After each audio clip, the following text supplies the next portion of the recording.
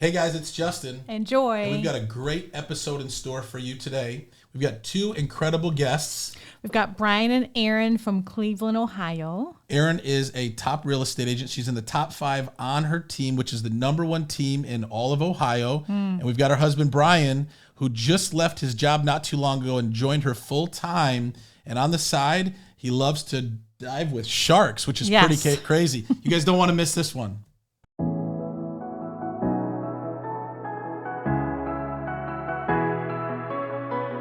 Real, raw, and uncut. Like, there is no sugarcoating. We're real about it. If you're real people, message us.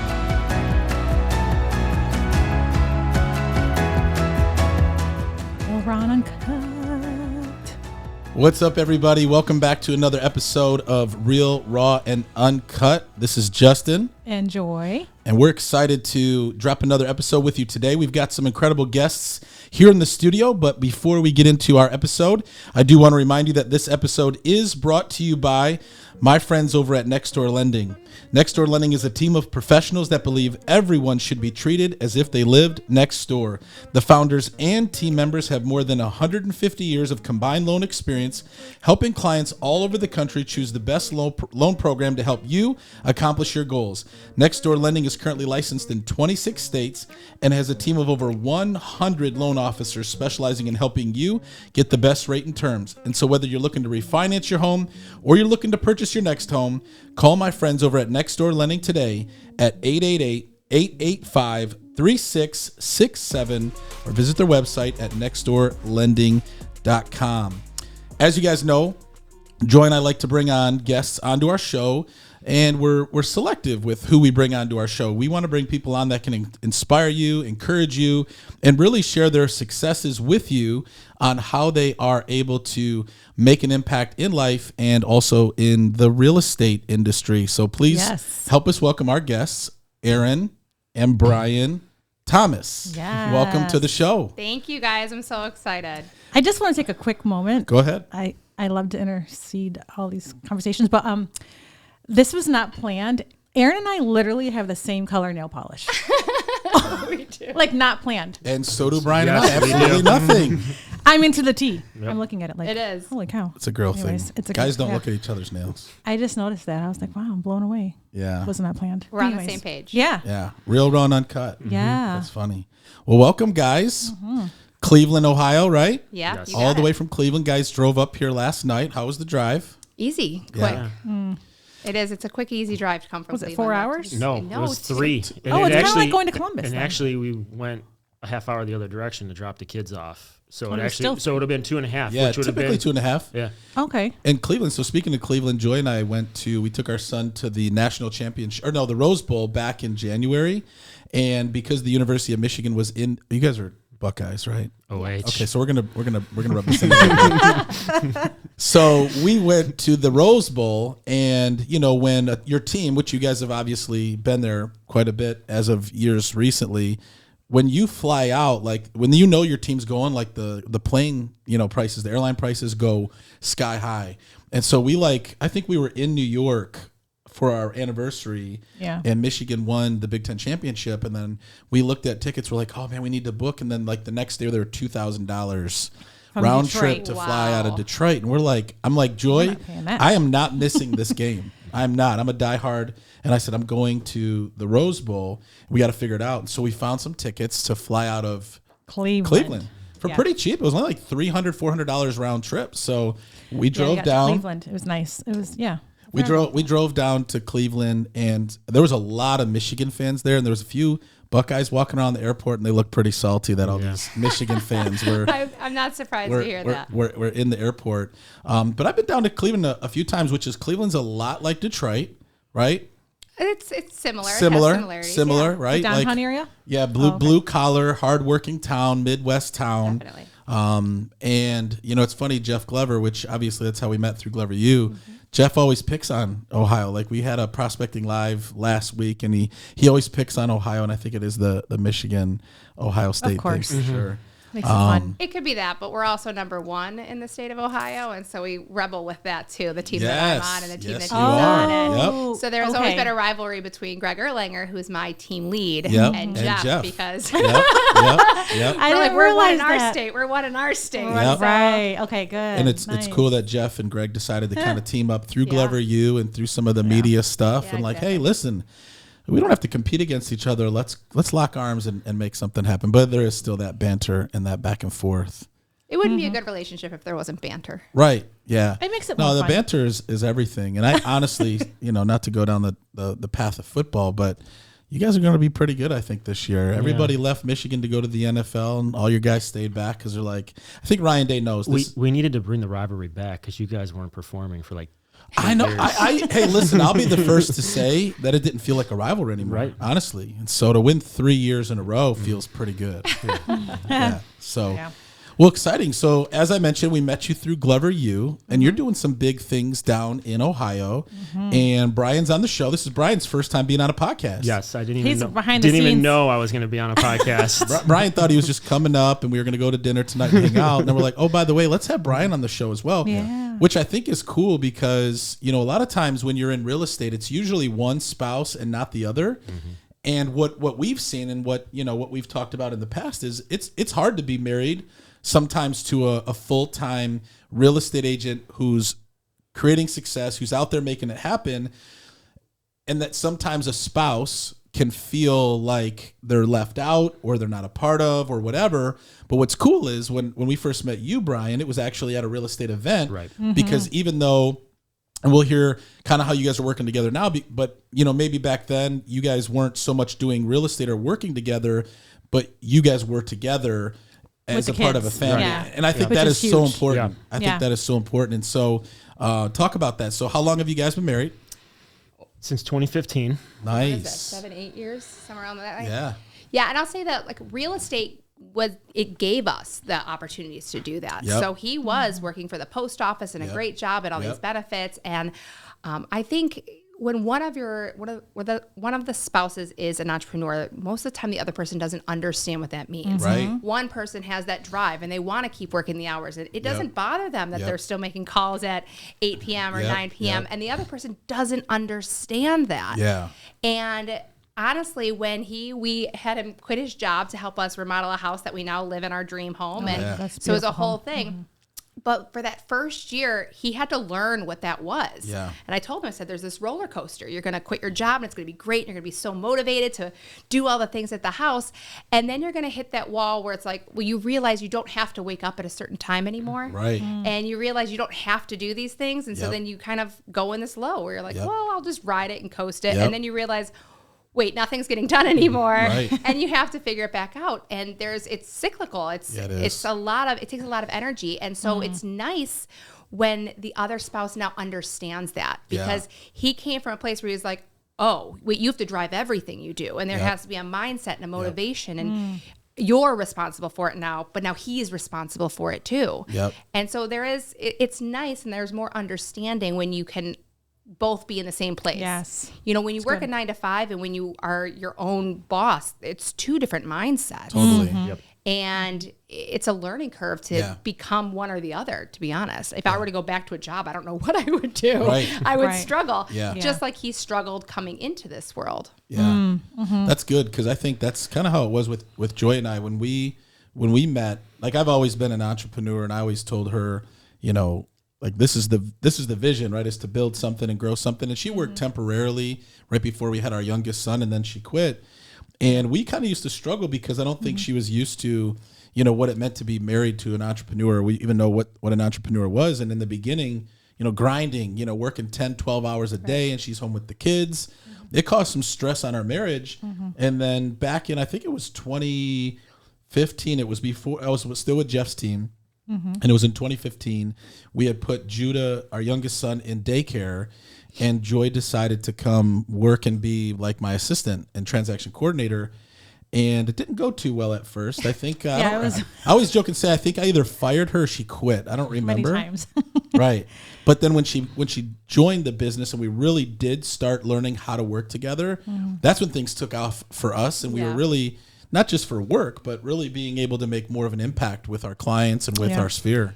You know, something a lot of people don't know about Brian and I is when we had first started dating, he did graphic art. He was really good with like creating these creative designs. And I didn't know it at the time, but I was good at sales. And we launched our own clothing company. And we called it Keep Calm CLE. And at this time, if you guys know the Chive, which was like a website, we used to run the Chive chapter of Cleveland. And so we would host these big charity events, and we would create shirts for it and sell it, and a portion went to charities. And it was all like Cleveland themed Chive gear. It was really cool. But then we also did like sports stuff. And so we launched this business just kind of as a side gig, not realizing either of us. Paid for our wedding. Right. Wow. We paid for our wedding, paid for every vacation we did. And it was just kind of like a fun thing we did on the side. We both had real jobs, but he would design these shirts. We would just have a screen printer, put it on it. And I would literally stand outside Indians games slinging my shirts. Awesome. That is awesome. And we ended up selling it when I got pregnant because we had so much inventory. And I'm like, when am I going to go and sell these shirts downtown? Right. Yeah. Right. And so, but yeah, it was like our first, I don't know, business together. We've always been in business together as a couple. Okay. That's awesome. But I think Since what worked dating. really well okay. then that we're still figuring out now is we both knew our roles then. Yeah. He created the designs, I sold the shirts. There wasn't a lot of overlap. Yeah. We kind of had our roles. And now I think we're in this place where it's like, what are the exact roles? What do Right. I do? What does he do? Yeah. You know, and I think the way I keep saying it is I build other people's portfolios while he builds ours. That's awesome. Okay. And so that's, I guess, the plan moving forward.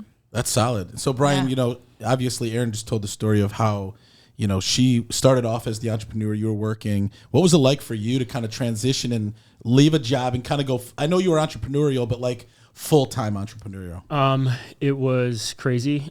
We talked about it. Like, she told me, you know, if we want to do this path, I really think you need to quit your job. And I had a W-2 at the post office. I was a supervisor. My parents, I went there for the stability. And she's like, I said, throw it all away. Let's just go do something. We're going to buy this house, but I need you to quit your job to redo it. And we looked at each other dead in the eyes and said, if this fails, like, everything about us is going to, like, it's either going to make us or break us. Yeah. Right. And like, we both had to look each other in the eyes and say, if this house fails, our marriage is probably going to fail. Right. Everything is going to fail. Yeah. We bet everything on the line. Yeah. It was. Wow. It was. We were either going to file for bankruptcy or we were going to live in our dream home. It was one or the other. It was really where it was. I mean, we moved out of a house that we paid $40,000 for and renovated it, and it was worth about $150,000 into a house that we had now paid $525,000 for with an extra $100,000 rehab loan.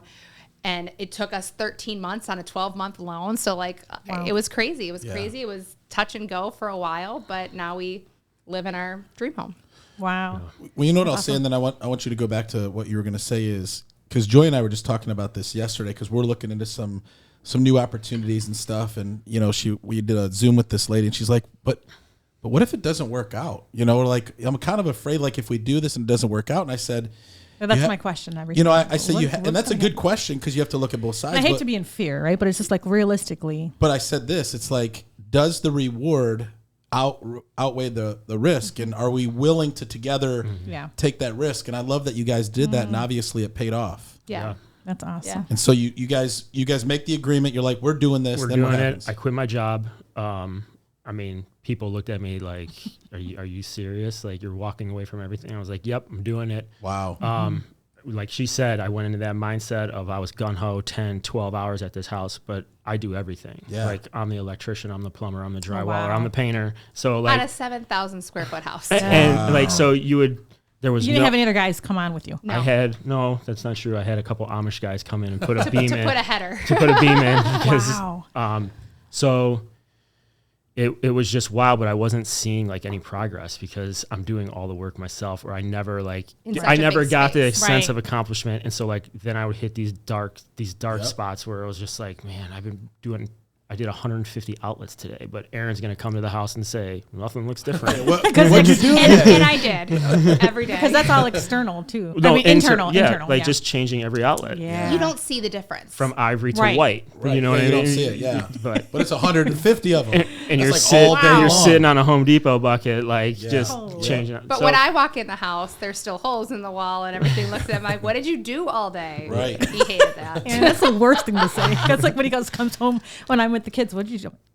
Well, you're also in this place, you're trying to like motivate him. Like, he's like, not used to being his own boss. So I'm like, what did you do?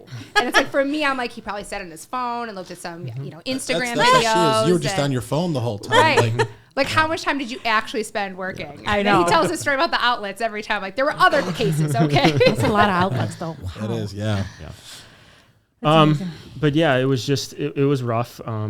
But we kept pushing through. I mean, we had our kids at that house. Like, it was a construction war zone in there. And she has a thing, and we talk about it all the time. And I think she actually heard it at a Glover event. But it's like, you have to be willing to live like most people won't. Yeah. To be willing to live like no one else can. Yeah. Right. And we have a picture of our kids eating dinner, like microwave mac and cheese on a bucket with a plate, and like they slept in the basement. Like, yeah, we brought, because we were moving stuff out of the house we were living in, and we brought the mattresses, and so the basement we didn't touch. And our basement, I don't even know how to. It's crazy. It's like got this huge bar and a dance floor and a stage. I don't know what they used to do. I remember seeing your video about it. But so we had the mattresses there. We had a projector, and we would just sleep there. And so we couldn't let our kids go up the stairs because it was dangerous. There were nails, and like it wasn't safe for them to be upstairs. So we're down here, but we did it together. But we would stay the entire weekends because he would be there during the day. And if people saw the way we were letting our kids live, they'd be like, "Who are these people?" But for us, like, we were committed to the dream, and we were committed to what we were doing. And in 13 months, with how large it was, like, it was a struggle a lot of times. And again, he's going through the mental struggle of becoming his own entrepreneur. We're going through the struggle of, fighting over picking out finishes like any couple would do. Right. And then who's raising our kids? Who's watching them? Right. And I'll tell you, so that year was crazy, and I think it definitely gave him the bug. But tell him about, like, the moment, like the first Saturday after we appraised. Yeah, so we had the appraisal, and then I was a month late. Yeah. But the first Saturday, we sat down on the couch, and we're like, do we have to do anything? We're like, no. Our kids came up with a game. Like, can we play this? And we were like, yeah, we can. Yeah. And we just got to, like, it was the first time, because now we had our appraisal. We were refinanced out. We were ready to go. And we're like, this is what it was about. Like, all of a sudden, it was a sigh of relief that now we get to sit on this couch in this house that we built and just play games with our kids on a Saturday. And it sounds so small, but it was just such a powerful, like, I have goosebumps talking about it. It was such a powerful moment for us that this was the dream we've just built. And that first Saturday, you felt it. Wow. That's powerful. And so how is that, 13 months? Because that's doesn't sound like a long time, but it is a long time. Oh, Lord, it's forever. Especially like every day, 10 to 12 hours a day, and everything that comes with it, still building your real estate business, all that stuff. And so, but how did that accomplishment of, doing that together and getting to that finish line, how has that now impacted your lives and your business together? Well, so I think the biggest thing is, now we get to live in the house, and now he has the bug. And so it's part of his full story is the next year, we refinanced in January. Yeah. We had actually sold. We had a bunch of single families. We sold our portfolio because we wanted to move into multifamily. We did that also in January. Nice. And if you know me, like, that's what I do is multifamily. Yeah. So that was the plan. And it was February or March, and he started running and came in the house. Well, yeah. Okay. He came in the house unable to walk, basically. Yeah. And we went to the doctors. He found out that he had basically had a fracture in his tibia. Next thing, it was caused because he had nothing left in his knee. Wow. So he got a full knee replacement. Wow. And so it was kind of like this high and this low. We had sold our portfolio. We had created this dream house so that he could now be his own contractor and create this life. And now he can't walk. Wow. Right. So then it was like, well, luckily, I do what I do and we can use this to support us. But it was a blessing because had he been anywhere else, how would we have gotten through that? He would have had the mindset, but having the boys over the summer, like, it was a blessing because he could be home and he could do the recovery that he needed. But and it was after the construction was done. Yeah. Could have been right in the middle. Like, mentally, he was ready to go into the next thing. And then I was like, wait a second. So we're actually now a year later just restarting that process. Just bought another rental property. He's starting to fix it up because surgery was in September. Yeah, so I'm 6 months out from my full knee replacement. And I hear that's a beast. Yeah. Just from last September? Yeah. Oh, wow. Yeah. So it's been a roller coaster of a 2 years for sure. But now we're like, now we get it. Now he had that time to reflect and think and grow and learn. And so now we're just diving in to build our portfolio. And knowing that I need the other one done It's just a matter of time. Yep. So now we're like going down different avenues of what I can do, knowing that I'm going to be out, not working. So what can I do to help you and your business? Yeah. And so I'm doing different things. What's cool is, like you said, like at the time you don't see it as a blessing, but sometimes, especially that 13 months probably, took more from you than sometimes you realize. Oh, yeah. And sometimes we need to rest. Sometimes we need to, like you said, stop, pull back, reflect, renew, recalibrate, and then move forward. Whereas if that wouldn't happen, you just continue going 100 miles an hour. And sometimes, that happens with us all the time, and I realize, like, when things happen to me or have happened to me, sometimes it's like, all right, I just need to like slow down and be okay, because when you're an entrepreneur, it's hard to slow down. Yeah. It's hard to rest. It's hard to pull back, but it's so important to do that. Yeah. And you know what? I think the biggest thing too is most people would have taken that situation and go, oh my God, what am I going to do? And woe is me, and turn it into this very, very negative thing and go into this very dark place because you wanted to do these things and, something got in the way. Yeah. But realistically, something always gets in the way. Always. There is never a time where your plan goes 100% as it's supposed to. Yep. But can you take it? Can you learn from it? And can you grow? Yeah. And he did that really, really well. He took this time, and I told him, I said, do you know what a blessing it is for you right now to not have to go to a job, to not have to worry about something else? And you can take this time to just heal, but also to learn. Yeah. Like start reading books. What is it you want to do in real estate? So we started learning creative financing, and he started learning all of these different strategies that he could implement and had this time where most people don't have that opportunity. Right. So it was really cool. And I think it takes a strong person to turn that situation into such a positive and not let it just make you sink down deeper. Yeah. Right. Not to say that sometimes you didn't. Like, it was a rough year. Definitely. Like not being able to, like, waking up and just going, I can't even walk. That's crazy. Yeah. It's tough. It's tough. I mean, it is. But again, it's finding the positive in it, which it sounds like you guys have definitely done. I want to go back to what you said about your real estate. So obviously we all met through Glover U, and just this past January, was it January or was it? So it was in Phoenix. You were on a panel and got to hear some of your story. And so you do things. I'm the odd duck. Yeah. So the other guest that I had that, recently on, I said, everybody does real estate different, right? There's so many paths you can take in real estate, and there's so many ways to build success in real estate. And you've taken a path through working with investors and working with multifamily. How did you get to that point? Did you start off doing residential? Did you start off doing, just single family, and then all of a sudden you transition? Tell us about your real estate journey. Sure. So I had taken a job, or I was at a place at this other position that I was at, and I could tell that a change was needed. It was Brian who wanted to invest in real estate. Yeah. So I took a job doing social media and marketing for this wholesaling brokerage. And for those who don't know what wholesaling is, basically somebody goes to an owner and says, I'm going to buy your house, puts it on a purchase agreement, and then they sell that purchase agreement to somebody else. And the difference between the two contracts is the money they make. So they were a wholesaling brokerage. And what they did was actually very, very smart. They created it so these people called and signed up the deals, and these people sold the deals. Well, instantly he's like, you need to be doing sales. And so he switched me over.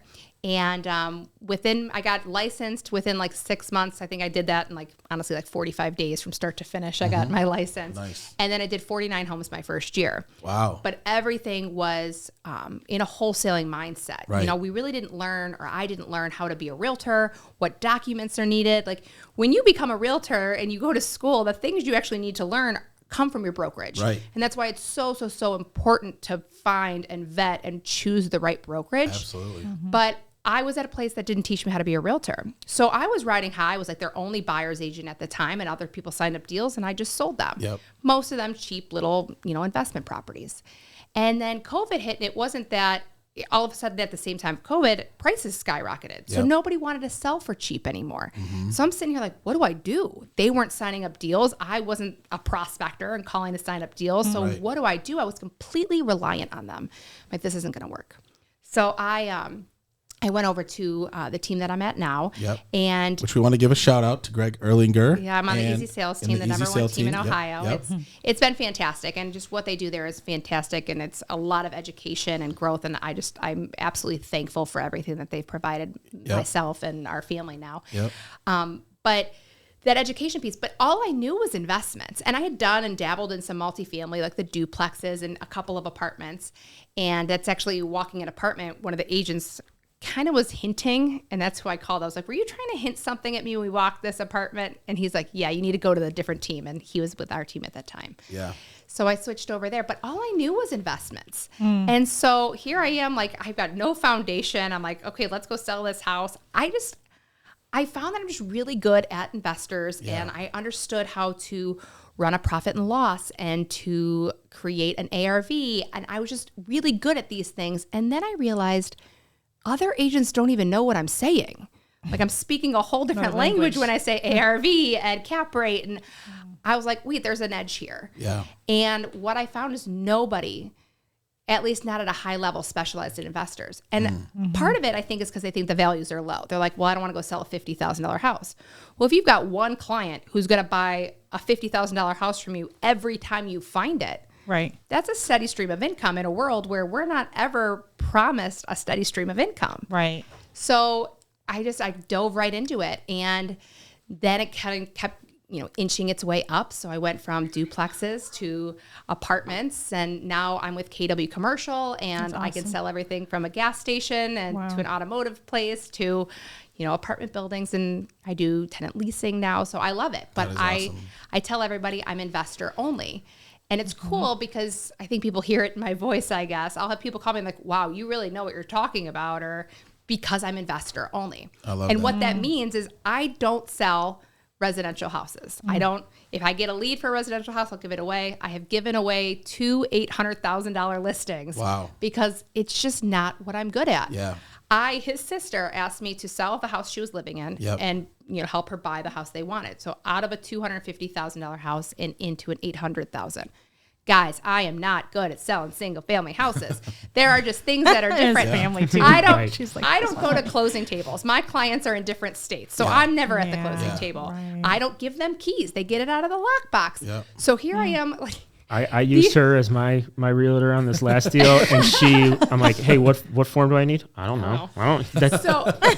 So his sister is trying to move out of this house, and these people are already ready to move in because I didn't change the date of possession. I was like, oh God. Yeah. So there's like people trying to get in and out at the same time. Like, this is not meant for me. Yeah. But then also, like, I am very black and white. If you tell me you want, a single family house that's rented for this much in this area, I will find it. Yep. But with single family buyers or like residential owners, they want that plus a really cool doorbell and this feeling. And I'm like, that doesn't work for me. Right. I found you what you wanted. Can we just put the offer in? Right. And so, I mean, everyone's good at, better at some things, worse at some things. Kathy would love if I would sell single family houses. She's like, you should just keep doing it. Just call expires. I'm like, can you calm down? Yeah. Like, this is, I will. Let me try it. Yeah. But But you specialize in commercial. But I'm passionate about it. I'm good at it. Like, Yeah. if anybody, and I get so many calls from the Glover family, and I love that. They're like, hey, help me with this. I will just answer your questions. Yeah. I'll help you dive into it. Like, I have a passion for investments. And I love that because you found your niche and you stick to it. You're not like all over the place. And,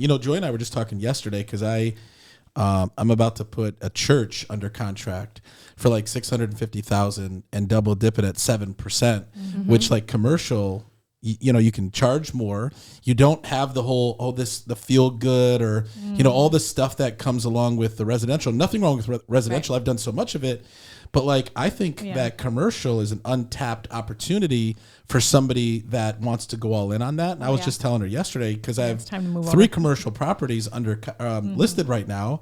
And I'm like, this might be something that we can really start focusing on, especially with changes coming in the real estate market. Who knows what's coming down the road, but commercial's not impacted by that or anything. And, we've talked about getting into, multifamily and all of that stuff. And so I love that that's your niche and you've created success. And I think Joy told me something today. You're in the top 5 agents of your office, which is the number 1 team in all of Ohio. So that's pretty amazing. So whatever you're doing is working. Yeah, it's been a cool ride. Like, and that's just it. I think if you have a focus and you find a passion, just double down on it. Yeah, right. You have to, because if you try, like in commercial, when you have a generalist, do you know how different selling an industrial building is from selling a multifamily, from selling land? Right. They're totally different. And so to be a generalist, you're never really the best at anything. Right.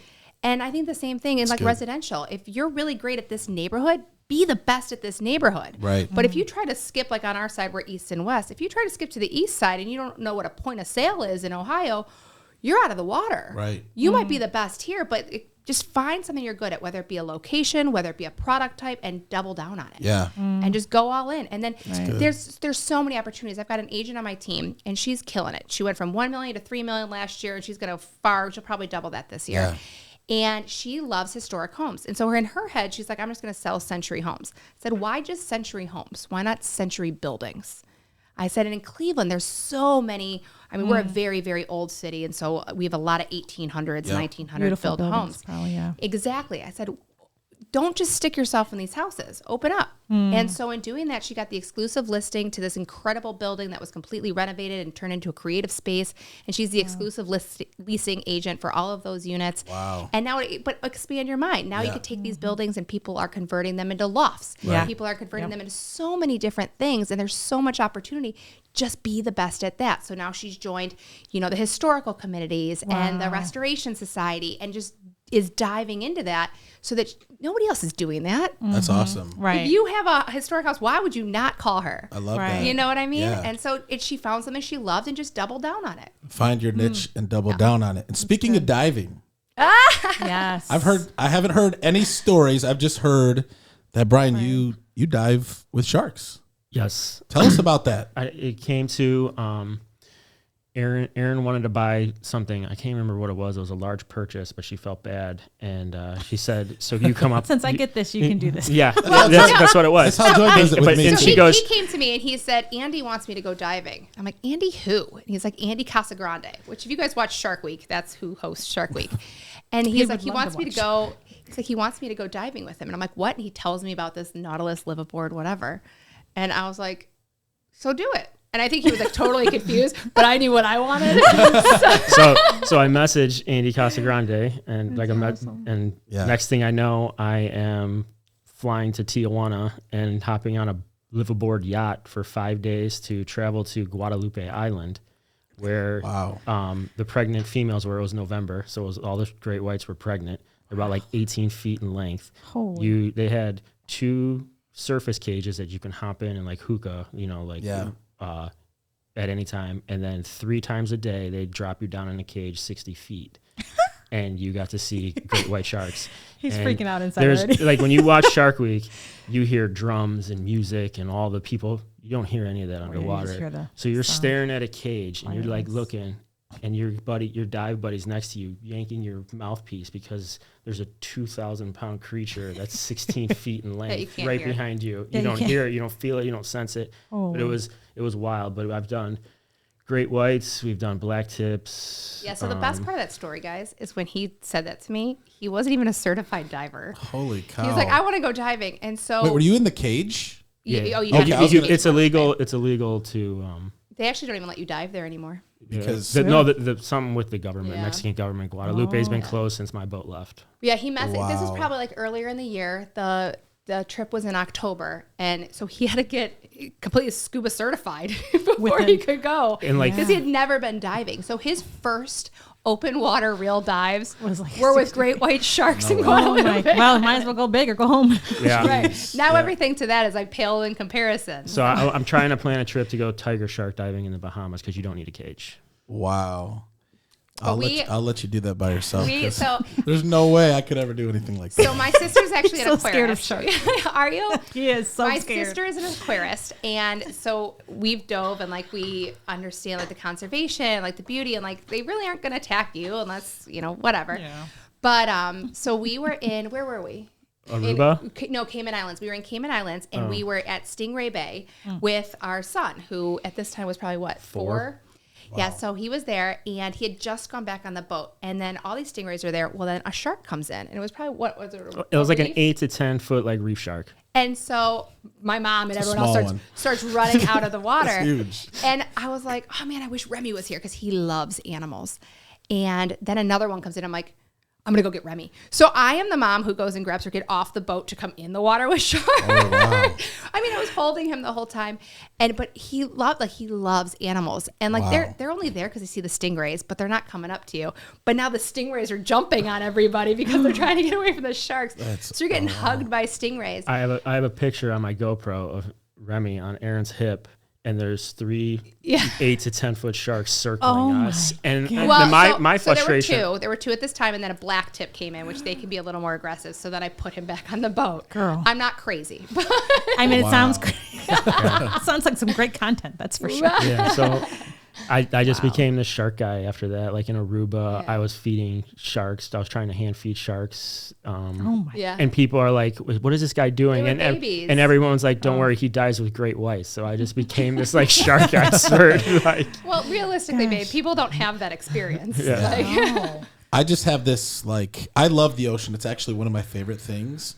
But I'm afraid of sharks. I mean, did you used to watch a lot of shark stuff when you were a kid? Is that way? You hear Jaws and you hear people getting, arms bitten off and stuff like that. I know it's not the norm, but I'd rather just not take the chance. Do you know you have a better chance of a coconut falling on your head? I know I've swam with sharks in Bahamas, and for my senior trip, we were not swam, but we were like above, and they threw bait the bottom underneath us. And then they get curious, and then they have to go back to the boat. So but he's really scared. Like we went one time, we were on the boat in Fort Lauderdale. And her and our son, who at the time was like 3, we go in the water. They literally jump off the boat into the ocean. Now you can't see the bottom. Yeah, it was I'm on the boat, and I'm just envisioning a shark coming up and literally eating my wife and my son at the same time, and it's over. I'm like, get the heck back on the boat right now. I thought they were gonna get eaten. Honestly, the funniest thing for me is I'm not afraid of sharks or snakes or bugs. Like I was built to be a boy mom. Yeah. I'm afraid of fish. And little fish? Yeah. Like the ones that can eat your pedicure fish? 100%. So I'll walk into like a Chinese restaurant and they'll have that koi and you'll see me scream and turn around. So for me, diving was very, very hard, not because I was afraid of sharks. But the fish. Because of the fish. Wow. Feeling of him He's got videos of me like something. snorkeling, and I was like, it's like exposure therapy, like I'm trying. Yeah. And so I'd feed him the thing, and I had this piece of bread and a fish. I mean, the cutest little tiny fish touched me, and you just hear me go like barrel roll because I've got like a snorkel piece in, and like there's just bubbles in the video. It's so embarrassing.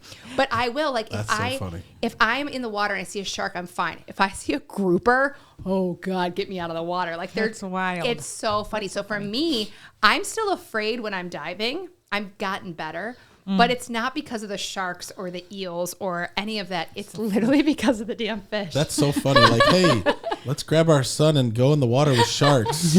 But I won't mess with a fish. No, like Lake Erie so fish, funny. especially lake fish. I can't. At least tropical fish are beautiful. They are beautiful. Lake Eries are gross. Yeah. So I can't do that.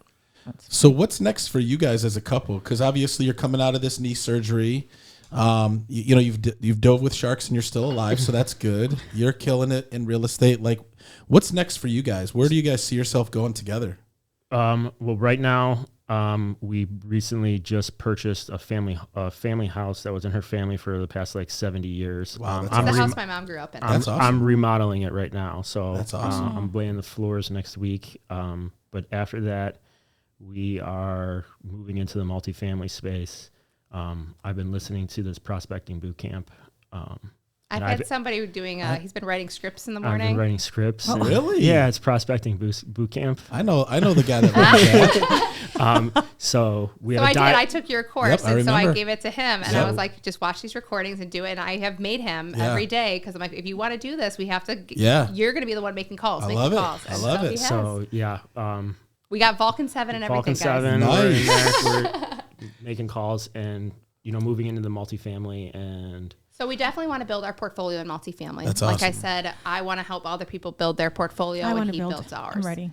You should. I'm going to be. I'll protect you. I'll protect you. Can you be my coach, Erin? I got you. Yeah, because I definitely that's something that we want to move into as well. And like I said, we've done really well on the residential side of real estate, but like this year, her and I are really starting to get on the same page of where we want to go beyond just selling homes. And we'll definitely Have to talk more about that at dinner tonight. Exactly. And so, building our portfolio that way. And then we really want to find a vacation house. I think that's really on top of our radar. Yeah. Not just a house that we can just go to. We really want to find one that we can, use now, Airbnb, build the equity in it, and then we have it. And then ideally maybe 2 months in the summers, we go there while the kids are on spring break. I can still work from there, have, my business still operating where it is. But together we have this place that we can go and create more memories. For us, it's all about experiences. That's it. Mm-hmm. We go camping every weekend in the summer. Our camper is probably one of my favorite purchases. And the boys just get to run around. They don't get a TV. They don't get an iPad. They don't get any of that. Yeah. They get to be the kids like I was when I was growing up. And that's what we want. That's awesome. And so to keep doing that and having our summers there and, great. going camping and then going on these adventures and just traveling as much as we can and that's awesome. Building up the passive income so that just kind of runs and operates itself. That's the goal. Good. So go ahead. Saying hopefully an opportunity presents itself in 2.5 weeks when we go to Belize. We can find our property. So now I'll tell you guys, my mindset is totally different. Now we went to Jamaica and I was supposed to be there for an investing event, but then I found this hotel that looked run down and I was like, let's find out who the owner is. And now I'm still hunting this hotel to buy this hotel in Jamaica. Yeah, because my mindset's all skewed now. Right. Yeah, I love that. No, again, you're expanding your mind just like you're teaching your agent. So how can anybody get a hold of you? Obviously, if they want to learn more about the investor space, invest in Cleveland, or if somebody wants to go shark diving, how can people get a hold of you guys? Sure. So my Instagram, my Facebook, I'm at Erin Thomas Sells, ERIN Thomas Sells. And that's going to be the easiest way. You can always contact me. I'm not afraid to put it out there. 440-670-2300 is my cell. And honestly, if you want to learn anything about investing, if you just have questions, we're part of an investing group that, if you need the knowledge, that's a great opportunity for you as well. But feel free to reach out anytime. And then Brian actually just got social media. Yeah, I couldn't find you on Instagram. Yeah, 1 month ago I made an Instagram account. So what, do you know your handle? Brian BRIAN THMS 11. I mean, that's what everything else is. So awesome. Yeah. Well, good stuff. Well, we appreciate you guys being on the show today. This was so good. No, I appreciate you guys. I love it. It's cool hearing the other couples and having that conversation. People don't really hear those sides of everything. Right. And we're glad that you guys were both able to come on today. This was good. Yeah, it was fun. Thank you guys so much. Yes. Thanks, guys. Yes. Well, thanks for tuning in to another episode, guys. If you love the show, feel free to share this on your social media. Feel free to reach out to Erin and Brian. If you want to go shark diving, this is your guy. Guys, we'd love to hear from you. If you have any topic ideas, if you want to be guests on our show, feel free to reach out to us. You can email us at justin@justinfordunleashed.com. Hit the subscribe button here on YouTube or on your favorite podcast platform. You can find us at Justin Enjoy Real Run Uncut on Facebook and Instagram. And there's two things that we always like to leave you with.